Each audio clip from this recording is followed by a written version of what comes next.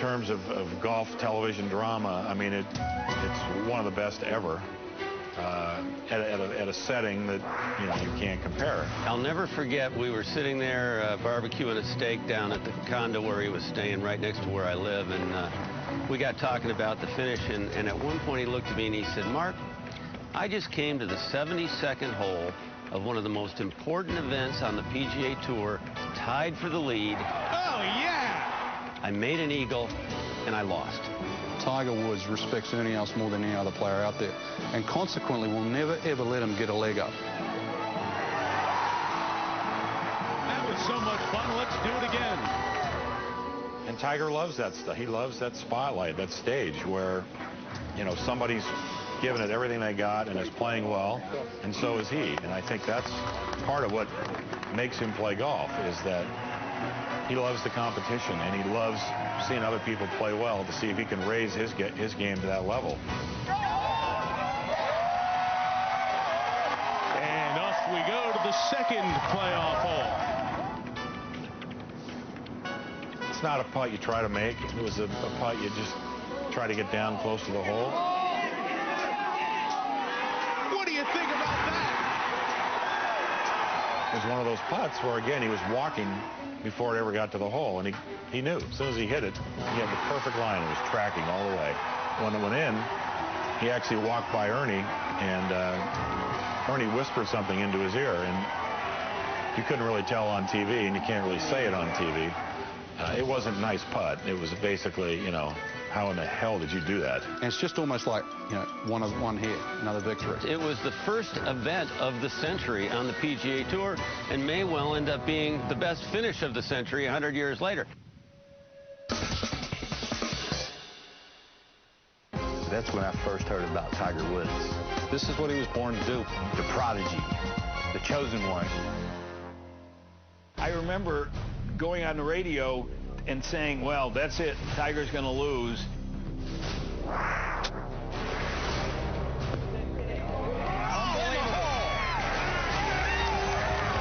How about that shot, folks?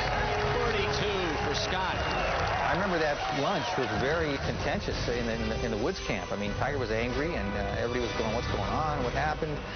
And he regrouped somehow, as he does. And Steve Scott did not play badly in the afternoon. Tiger just put it on afterburners. He was due, really due. At one point, Steve made a couple of putts on Tiger to kind of slow down the comeback or even set it back a little, and still Tiger kept coming. And this time he's got it. And that putt on 17 that Tiger made, the 35-footer. He couldn't make that putt. If he had another 200 tries. One of the great putts in the history of golf. That day, he buried it because he had to. Looks good. Great speed. It's in. Are you serious? Tiger. Unbelievable. I tell you, that's all I can say. I used to say that about Nicholas. The moment it had to be done, he does it. And I think that's what transcended all the other players that had come before who were supposed to be, you know, the great player. This kid had a different dimension, and that was the greatest example of it. I knew he was going to do that. I mean, you know, he's famous for that, and I knew 5 up was, I mean, it's a pretty big lead, but with 18 against this guy, it's nowhere close to being enough. Still to come? It was the essence of Tiger, wasn't it? It's what he lives for, these situations to prove and reprove himself. Number 10, the 1998 Johnny Walker Classic. It was kind of a change of the guard. Number 9. BJ doesn't just mean victory, it also means number 1 in the golf world. The 2004 Deutsche Bank Championship. Number 8. It still chaps me because I lost it. So. The 2001 WGC Bridgestone Invitational. Number 7, the 2000 Players Championship. Be the right club today. Yes. Number 6. When you stop and think about it, maybe we didn't need to see a conclusion to that. The 2003 President's Cup. Captain, well done. Number 5, the 2005 Ford Championship. Little tick to myself I didn't win. Number 4, the 2000 Mercedes-Benz Championship. What do you think about that? Number 3, That's it, Tiger's going to lose. the 1996 U.S. Amateur. Looks good. Great speed. It's in. Are you serious? I'll tell you, that's all I can say.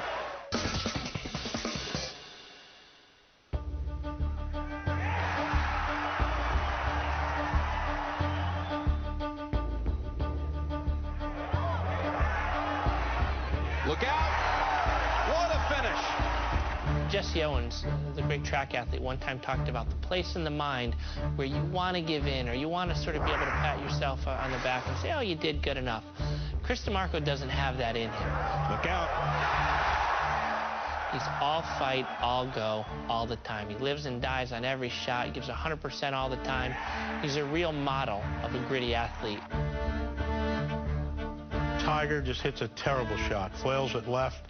He's gone. Tiger might make 4. Chris is going to have a putt for 2. Game on.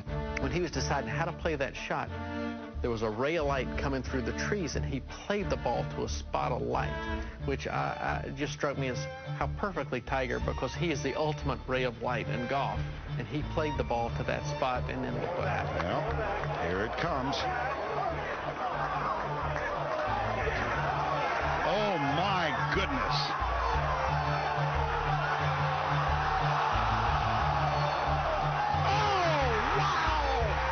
Seeing the ball hang on the lip and falling in, it almost like it made up its mind, like, who hit me again? Oh, that's right, Tiger, I'm allowed to fall in. In your life, have you seen anything like that? They bought him some insurance coming up the last 2 holes, and it turned out he really needed that insurance.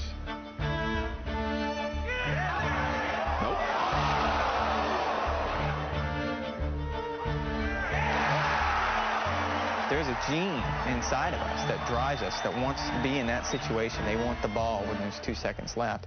Chris DeMarco's got that. I don't know how many other guys out on tour have it.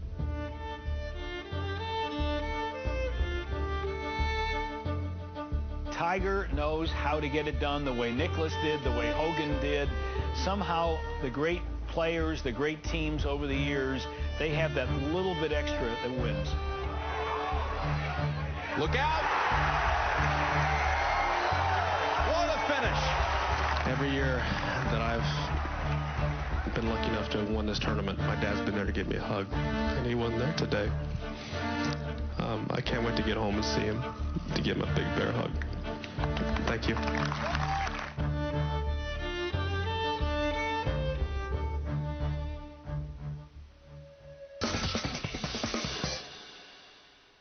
That was Tiger's year, 2000. Nobody was going to beat Tiger in 2000, but it sure looked like Bob May was going to do it. It's high. It's a little right. Not much right, Vernon, but carries. It did. Watch this. It seems every golf tournament, somebody pops up you don't know. If you like rooting for underdogs, he was sort of the ultimate underdog in that tournament. It was the ultimate David Goliath type thing. Good read. Bob May wasn't intimidated by Tiger. Shot. Oh, my word. All over the flag. And if you like Tiger's greatness, does he have a feel for the moment? You got that as well. For birdie in a 2-shot lead. Pulled it. You could see it right off the stroke. That was pulled and significantly pulled. Here's Bob May, who had all the talent in the world. He'd been beset by injuries, and this was his moment. Not going to be. Hold on. Oh, yes. Hold on. No, I don't believe it. Yes, you may. I've never seen the likes of it. There's one guy standing in the way, and it's Tiger Woods. It was the essence of Tiger, wasn't it? It's what he lives for, these situations to prove and reprove himself. You had to absolutely marry speed and direction on that.